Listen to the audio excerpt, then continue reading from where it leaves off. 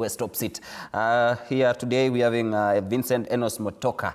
I'm not going to come in early when you guys are talking matters to do with the FKF Premier League after police did what they did yesterday, being crowned as the new champions of the Football Kenya Federation Premier League. Akamwambia ngoja kidogo pressure ishuke. Alafu tukuje. We are having Vincent Mutokah who saying the FC Leopard top seat, that is the FC Leopard chairmanship. Remember the election will be conducted at the end of this month. And welcome to Monday Blitz. So we continue to talk matters to do with football, how to make the football better, how to make clubs be in the Club World Cup here in Kenya, Gor Mahia, AFC Leopard. But then again, our main focus is AFC Leopard. Katela is there, kando yako, pia he might rusha kidogo swali mbili tatu. We also having Miss Washira here. Yes. You know, tukianza tu moja kwa moja. I know you're going for the top seat. Yes. But why the top seat? First, thank you so much, Duncan, for the invite and hosting me here. First, my name is Vincent Mutokah. I've been serving as the commercial director at the club. I have seen what has been happening there for a long time, and I know the ills that are eating this club. And that's why I decided that I throw in my weight into going for the top seat, because I know it is at that top seat that we need to get things working for this club. I have, as serving as a commercial director, there are things that you would advise the NEC, there are things that you will want to be done, but because you don't have that voting right, you don't have that mandate that you draw from the membership, you find that you can't really bring that advice into fruition at the club. And that's why I decided to go for the very top seat, that we can make this club work for the members and the society. Many people ask, what are some of your agendas that will make this club make a step from where they are right now? Thank you. Number one. You look at the likes of Washira, the Gen Zs Yes. of this world, they will tell you, I've never seen FC Leopard winning a title. Where are they comparing themselves with Gor Mahia? Me too. Maybe some of your agendas. Thank you so much. My manifesto is divided into 4 pillars. Number 1 is rediscovering the lost glory for this club. Number 2 is financial sustainability. Number 3 is leadership inclusivity. And number 4 is infrastructure development. If I just try to highlight on the manifestos, number 1, rediscovering the lost glory for AFC Leopards. You have rightly said that some of us here, even myself, when AFC Leopards last won the league, I was in Standard 7. So I have never felt that vibe, that sweetness of carrying the KPL league in this country. And therefore, how do we rediscover the lost glory for AFC Leopards? First, we need quality players. Second, we need a quality technical bench. And then third, these quality players, this quality technical bench, their welfare must be taken care of. We have seen most of the time we lose matches just because our players have gone on a go-slow, and then they lose that morale, they lose that focus, and we start losing matches, and that's how we lose the league. So number 2, financial sustainability is what will help us to take care of those player and technical bench welfare. We need money as a club. And therefore, I have been serving as the commercial director. I am the one who brought the current sponsor. And I am telling members, when you vote me in on 29th, we want to open this club to more corporate sponsors. We know most corporates in this country don't like football. And therefore, we must make it easy. We must make it attractive. We must incentivize those people who bring corporates and sponsorships to AFC Leopards. Hii mambo ya kufanya kazi alafu naambiwa asante, that is in the past.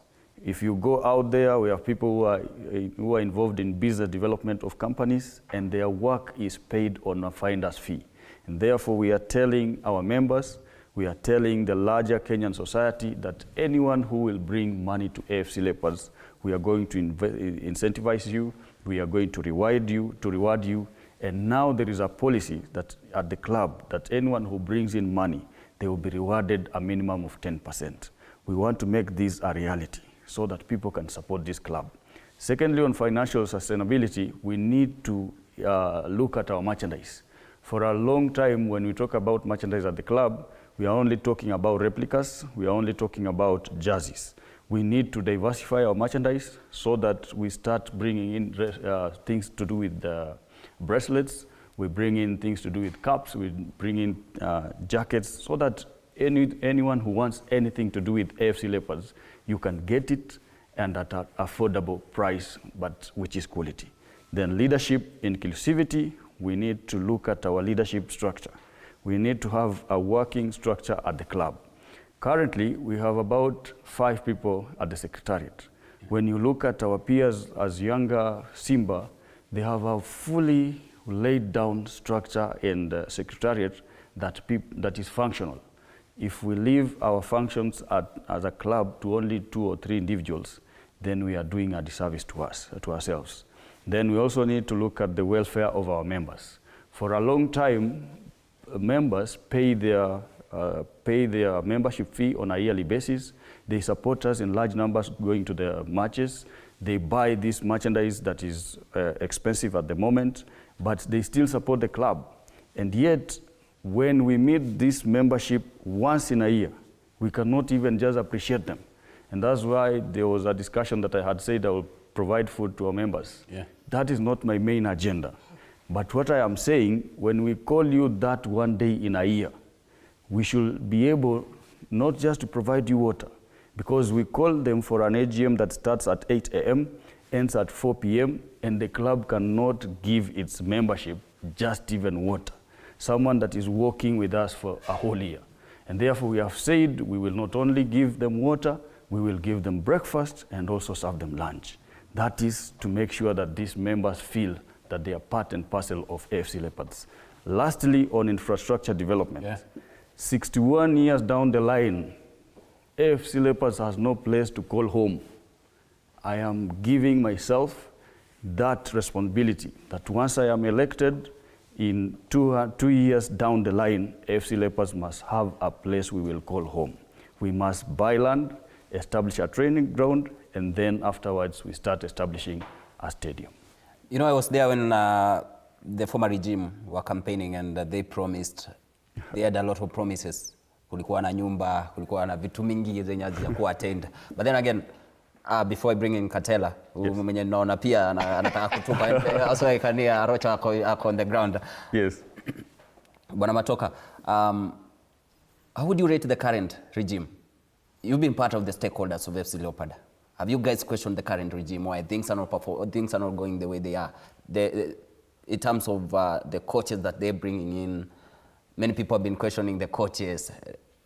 Kwanza saizi sijui wanamaliza namba ngapi, but then again, they are not doing that good. How would you rate the current administration? And why do you think they are getting it wrong? Out of 10, I will give them a 6. They have tried, but we haven't won that which we need to win in this league, and that is the trophy. Okay. And therefore, I will say that when I say they have tried, first, they are finishing their term without a FIFA case, which has been something that has bedeviled this club for a long time. Secondly, they are finishing their term when I hear they only owe 1 month's salary to players. Okay. And then third, we have seen numbers coming back to the stadium because at least there has been that beautiful football that is being played, only when we suffered a huge loss against Talanta, and we know why that happened, because the welfare of players are not being taken care of. And therefore, I will say they have tried, but we need to do more as a club. From the ground, Arocho anasema ananiambia Danko, niko na kitu from the ground, niko na kitu from Kisumu. Nataka kurusha 2-3 hivi swali labda. Arocho,